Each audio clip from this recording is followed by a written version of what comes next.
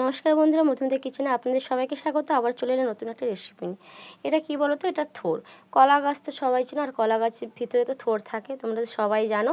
থোড়ের তো অনেক কিছু রেসিপি খেয়েছো, কিন্তু এটা একবার কেউ খেয়েছো কিনা জানি না, আমার পাশে নতুন, তাই জন্য তোমাদের সাথে শেয়ার করলাম। দেখো, তার জন্য আমি থোড়টাকে আগে ভালো করে ছাড়িয়ে নিচ্ছি। এটা অল্প একটু থোড় হলেই কিন্তু অনেকগুলোই হবে। আর কি হবে আমি কিন্তু এখন বলবো না, তোমরা শেষ পর্যন্ত দেখতে থাকো আমি কি করব। আর কেউ স্কিপ করবে না, পুরোটা দেখার অনুরোধ থাকলো। তাই জন্য দেখো, আমি কিন্তু ভালোভাবে ছাড়িয়ে নিয়েছি, দিয়ে একটু গোল গোল করে কেটে এটাকে ঝিরিঝিরি করে কেটে নেব। আর এটা তোমরা যতটাই ঝিরিঝিরি করে কাটতে পারো ততটাই ভালো হয়। আমি দেখো এবার কিন্তু পাতলা পাতলা করে কেটে নিচ্ছি,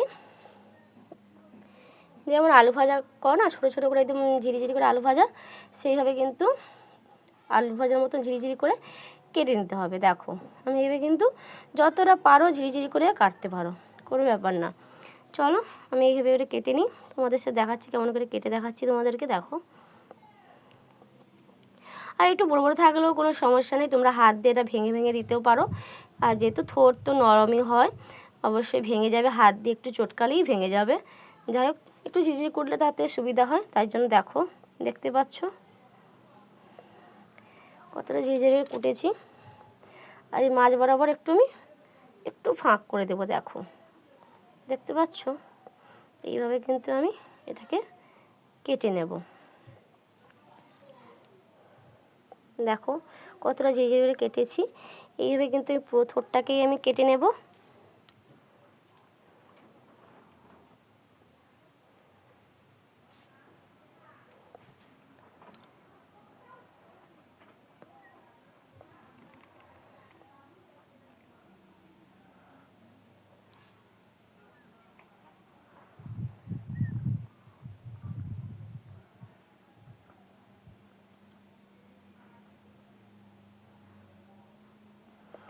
দেখো এভাবে কিন্তু আমি সব থোড়গুলো কেটে নিয়েছি। দেখো, এবার একটু হাত দিয়ে এটাকে আমি ভেঙে ভেঙে দেব। আর অল্প একটু আমি নুন নিয়ে নেব। আর নুন, যেহেতু আমি থোড়টাকে আগে পরিষ্কার করে ধুয়ে নিয়েছিলাম, তার জন্য আর কিন্তু ধুতে হবে না, তোমরা যদি চাও ওটা ধুতেই পারো, আমি ধুইনি। আর এটাকে নুন আর হলুদ দিয়ে এটাকে ভালোভাবে কিন্তু আমি হাত দিয়ে চটকি চটকি করে মেখে নেব।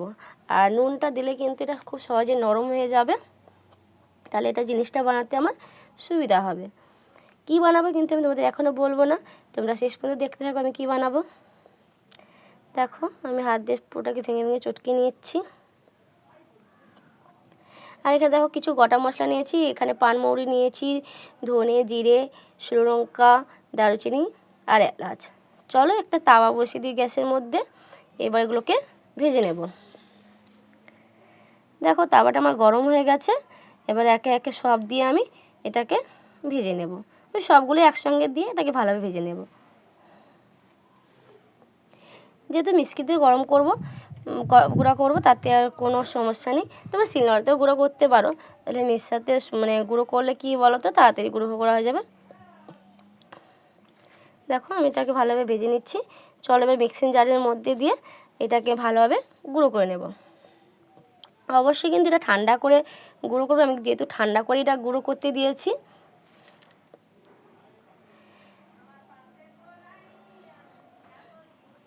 দেখো এটা আমার কিন্তু কতটা মিহি করে আমি গুঁড়ো করে নিয়েছি, দেখতে পাচ্ছ। চলো একটু আদা নিয়ে নিই, একটু গেটের সাহায্যে আদাটাকে আমি একটু গেট করে নেব।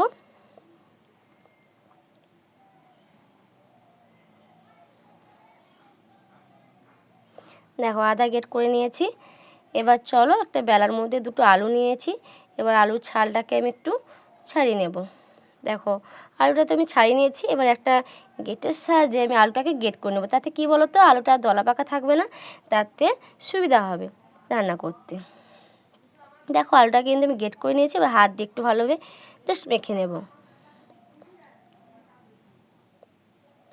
দেখো আলুটা তো ভালো করে মাখিয়ে নিয়েছি।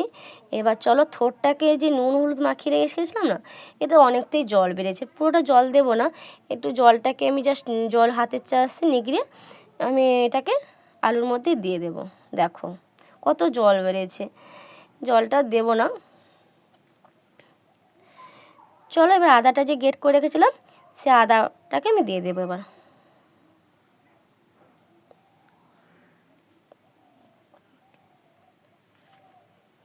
আর আমি যে ভাজা মশলাটা করে রেখেছিলাম না, সেই ভাজা মশলাটাকে এবার দিয়ে দেবো, একটু বেশি করে দেব। দিয়ে এবার অল্প একটু, আর যেহেতু আমি নুনটা থোড়ের মধ্যে মাখিয়ে রেখেছিলাম, নুনটা আমি দেব না, যদি লাগে তোমরা একটু দেখে দিতে পারো। যাই হোক, দেখো আমি এবার হাত দিয়ে এটাকে ভালোভাবে মাখিয়ে নেব। আমি কি করব তোমরা দেখেই কিন্তু বুঝতে পারছো আমি এটা কি করব। দেখো সব কিন্তু আমার মাখা হয়ে গেছে। এবারে আমি একটা বেলার মধ্যে বেসন নিয়ে নেব।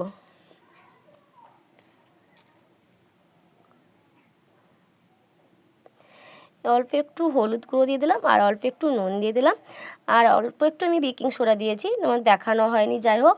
আর আমি এখানে একটু ভাজা মশলা দিয়ে দিলাম। যে ভাজা মশলাটা করেছিলাম সেই ভাজা মশলাটা দিয়ে একসঙ্গে আমি শুকনোটাকে আগে ভালোভাবে মিশিয়ে নেব। তারপর অল্প অল্প জল দিয়ে এটাকে কিন্তু ভালোভাবে ডো তৈরি করে নিতে হবে। এই ডোটা কিন্তু খুব বেশি মোটা হবে না, খুব বেশি পাতলা হবে না। তোমরা চপ তো বাড়িতেই বানাও, দেখো সেইভাবে কিন্তু এটা ডোটা করবে। দেখে আমি অল্প অল্প জল দিয়ে এটাকে রেডি করব।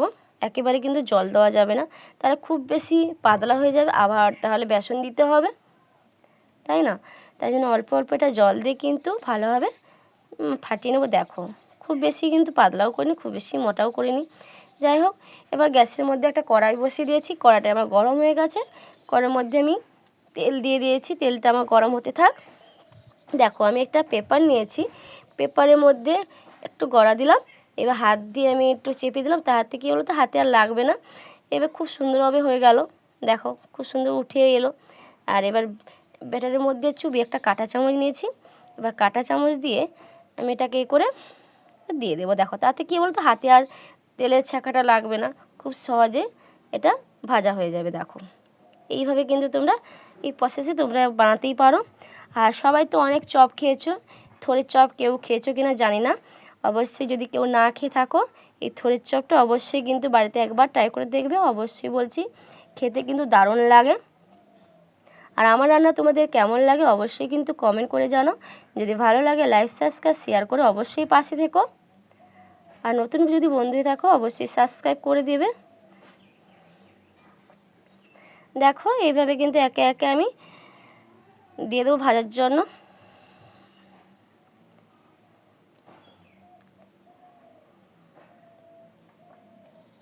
যেহেতু কাঁটা চামচ দিয়েছি তাই জন্য একটু ওই যাতে অসুবিধা নেই। কী বলো তো, আমরা তো আর বাড়ির দোকানে বিক্রি যাবো না, বাড়িতে খাবো, তাই জন্য কাঁটা চামচ দিয়েছি। কারণ হাতে ছ্যাঁকাও লেগে যেতে পারে, তুমি হাত দিয়েও করতে পারো, কোনো অসুবিধা নেই। আমি তোমাদের সহজ পদ্ধতি দেখালাম, কেমন হলো অবশ্যই কিন্তু বলো। আর দেখতে কি লোভনীয় লাগছে না, আর খেতে কিন্তু অবশ্যই বলছি দারুণ লাগে। অবশ্যই তোমরা থোড়ের চপ অবশ্যই একবার বাড়িতে ট্রাই করে দেখো। দেখো এইভাবে কিন্তু আমি সবগুলো চপ ভেজে নেব।